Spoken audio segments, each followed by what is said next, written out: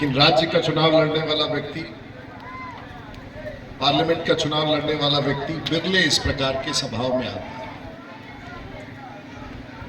और जहां से मैं चुनाव जीत के आता हूं वहां आप मतदाता नहीं है, और मैं यहां पर कोई आपसे वोट मांगने नहीं आया, लेकिन बना दिया आप लोगों ने चुनावी सभा की तरफ। तो एक बात स्पष्ट है कि हम अपने समाज में, अपने गांव में आए हैं, और आपके बीच में आना मेरा सांकेतिक है। और सांकेतिक मैं इसलिए कहूंगा कि मेरे जैसे व्यक्ति के लिए पूरे बिहार में हर क्षत्रिय समाज के गांव में पहुंचना अकेले संभव नहीं है। लेकिन मुझे विश्वास है कि जो मैं आज बात कह के जाऊंगा, आप उस संवाद को पूरे समाज में, पूरे बिहार में इस बात को पहुंचा सकेंगे।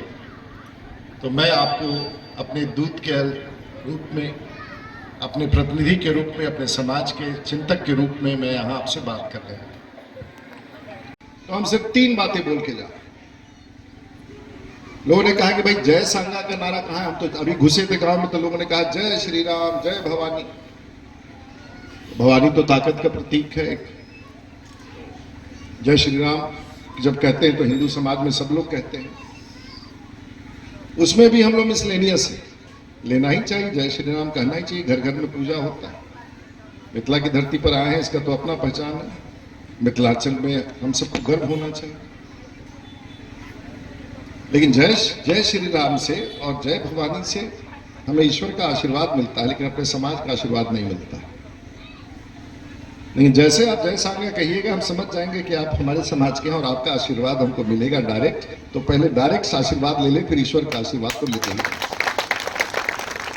और इसलिए कहीं भी हम लोगों की मुलाकात हो, आजकल हर समाज की अपनी पहचान है, दलित समाज का है, तो वहां सीधे मुलाकात होता है तो जय भीम कह देते हैं। तो हम अगर जय सांगा कहेंगे तो किसी को क्या तकलीफ?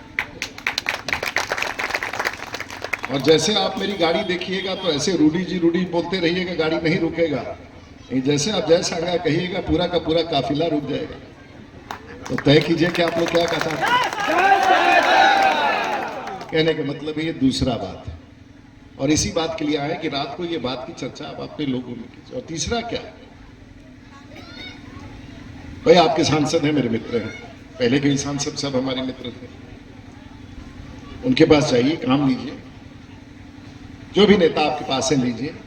लेकिन कहीं अगर आपको लगता है कि मेरा काम पूरा नहीं कर सकते और मेरा ध्यान नहीं रख सकते हैं, तो राजीव प्रताप रूडी का दरवाजा हमेशा आपके लिए खुला है। आप किसी भी समय हमसे संपर्क। एक 3 बात बताने आए। एक यहाँ का है, एक जुबान की ताकत का है, और एक कागज बटा होगा जिसमें मेरा नंबर लिखा हुआ है। और तीनों काम की बात हम करके जा रहे हैं।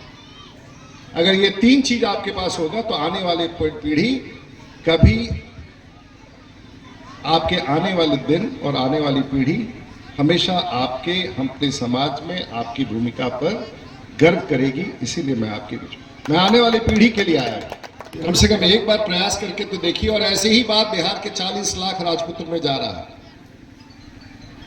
उसने कहा कि रूडी जी आप पार्टी के खिलाफ। हमने कहा पार्टी ने तो कहा ही है हमको ये करने के लिए। भाई चुनाव आता है तो आप देखते हैं ना कि राजपूत के गांव में बाहर का राजपूत का नेता आता है घूमने के लिए, दूसरे समाज में दूसरे समाज के नेता जाते हैं, तो करते तो आप वही हैं। तो हम अगर उसके पहले ये काम कर रहे हैं तो आपको क्या दिक्कत है? अब जैसे हमारे मित्र बैठे हुए हैं, अजय जी, इनकी माँ 4 बार की विधायक, इनकी पत्नी सांसद, तो ये अपने समाज में गारंटर रहते हैं।